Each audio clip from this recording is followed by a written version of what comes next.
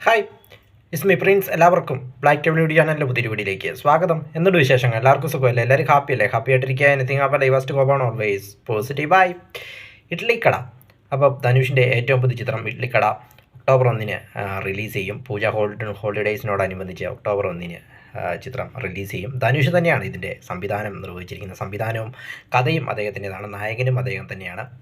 അപ്പം ധനുഷ് തുടർച്ചയായിട്ട് സംവിധാനം ചെയ്യുന്ന കാഴ്ചയാണ് ഇപ്പോൾ നമുക്ക് കാണുവാനായിട്ട് സാധിച്ചത്. അദ്ദേഹത്തിൻ്റെ ആദ്യത്തെ ചിത്രം പവർപാണ്ടി വലിയ വിജയമായിരുന്നു. ഭൂരിഭാഗം ചിത്രങ്ങളും ഡയറക്ടറായതിൽ അദ്ദേഹം വിജയിപ്പിച്ചെടുത്തിട്ടുണ്ട്.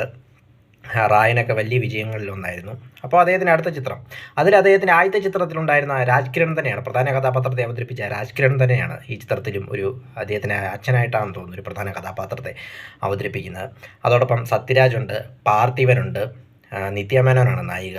അങ്ങനെ നിത്യമേനോൻ ഇപ്പം നല്ല നല്ല റോളുകളാണ്. തലവ തലവിക്ക് ശേഷം അടുത്ത ചിത്രം, അങ്ങനെ നല്ല നല്ല റോളുകളാണ് ഇപ്പോൾ സിനിമയിൽ. വിജയ് സേതുപതി ആയിരുന്നു തലവ തലവി ആ പടത്തിൽ.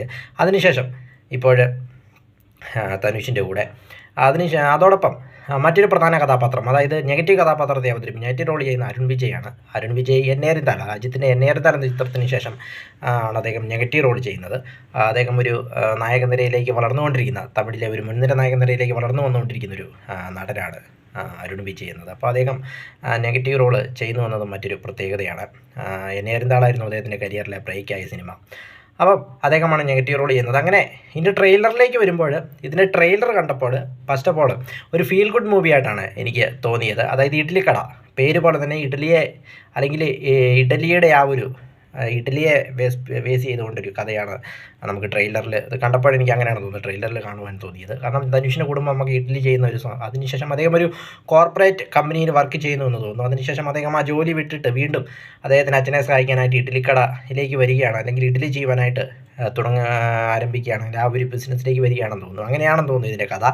അപ്പോൾ ഈ കോർപ്പറേറ്റ് കമ്പനിയുടെ ഓണർ അരുൺ വിജയ് ആണെന്നാണ് എനിക്ക് തോന്നുന്നത്. അങ്ങനെയാണ് ഇതിന് തോന്നുന്നു. പിന്നീട് അരുൺ വിജയും ഇദ്ദേഹം തമ്മിലുള്ള ഒരു ക്ലാഷും പരിപാടികളൊക്കെയാണെന്ന് തോന്നുന്നു ഇതിൻ്റെ ഒരു കഥയുടെ ഒരു ആകെ ഒരു ചുരുക്കം എന്നത്. അങ്ങനെയാണ് ട്രെയിലർ കണ്ടപ്പോൾ എനിക്ക് മനസ്സിലായി. ട്രെയിലർ കാണുമ്പോൾ തന്നെ നമുക്ക് ഏകദേശം കഥ പിടികിട്ടും. എന്നിരുന്നാലും ഇദ്ദേഹത്തിൻ്റെ മേക്കിങ് കാര്യങ്ങളൊക്കെ എങ്ങനെ വളരെ അടിപൊളിയായിട്ടായിരിക്കും ചെയ്തിരിക്കുന്നത്. ഇപ്പോൾ ഒരു ഫീൽ ഗുഡ് മൂവി, അല്ലെങ്കിൽ ഒരു മാസ് സിനിമകൾക്കിടയിൽ ഒരു ഫീൽ ഗുഡ് മൂവി വന്നാൽ എങ്ങനെ ഇരിക്കും, ആ ഒരു ഇതാണ് ഇതിൻ്റെ ട്രെയിലർ കണ്ടപ്പോൾ എനിക്ക് പേഴ്സണലായിട്ട് തോന്നിയത്. ഏതായാലും ഫീൽ ഗുഡ് മൂവീസൊക്കെ വളരെ ഹിറ്റാവുന്നൊരു സമയമാണ്. അവിടെ ടൂറിസ്റ്റ് ഫാമിലി ആയിക്കോട്ടെ, അതിനുശേഷം വന്ന 3 BHK ആയിക്കോട്ടെ, എല്ലാം നല്ല വിജയങ്ങളായിരുന്നു. അപ്പോൾ ആ ഒരു മേഖലയിലേക്ക് ഒരു മുൻനിര താരത്തിൻ്റെ ചിത്രം കൂടി വരുമ്പോഴും നല്ലൊരു കഥയും കാര്യങ്ങളൊക്കെ ഉണ്ടെങ്കിൽ, നല്ലൊരു കണ്ടന്റ് ആണെങ്കിൽ ഇതും ഹിറ്റടിക്കുമെന്ന കാര്യത്തിൽ യാതൊരു സംശയമില്ല. കുബേര വേണ്ടത്ര വിജയിച്ചില്ല, തമിഴ്നാട്ടിൽ വേണ്ടത്ര വിജയിച്ചില്ല, ആന്ധ്രയിലാണ് ഭൂരിഭാഗവും കളക്ട് ചെയ്തത്. അതോടൊപ്പം അതിൻ്റെ ഒരു ക്ഷീണം ഏതായാലും ധനുഷ് ഈ ചിത്രത്തിലൂടെ തീർക്കുമെന്ന് തോന്നുന്നു. ഏതായാലും പ്രൊമോഷനും കാര്യങ്ങളൊക്കെ വളരെ തകൃതിയായിട്ട് നടക്കുന്നുണ്ട് ഓരോ സ്ഥലങ്ങളിൽ. അതായത് തിരുച്ചിയിൽ, ഓരോ സിറ്റികളിൽ ചെന്നാണ് ധനുഷ് പ്രൊമോഷൻ ചെയ്യുന്നത്. തിരുച്ചിയിൽ, മധുര, കോയമ്പത്തൂർ, എല്ലായിടത്തും ഇതിൻ്റെ പ്രീ റിലീസ് ഇവൻറ്റ് കാണുവാനായിട്ട് സാധിച്ചു. ഒപ്പം അദ്ദേഹത്തിൻ്റെ പഴയകാല കഥകളും കാര്യങ്ങളും ഒക്കെ പറയുന്നതും കേൾക്കുവാനായിട്ട് സാധിച്ചു. പണ്ട് ഇഡ്ഡലി ഇല്ലാതിരുന്ന കാലത്തെ കഥകളൊക്കെ അദ്ദേഹം പറയുകയുണ്ടായി. ഏതായാലും ഒക്ടോബർ 1 ചിത്രം തിയേറ്ററിലേക്ക് എത്തുന്നത്. അരുൺ വിജയൊക്കെ ഉള്ളതുകൊണ്ട് തന്നെ നല്ലൊരു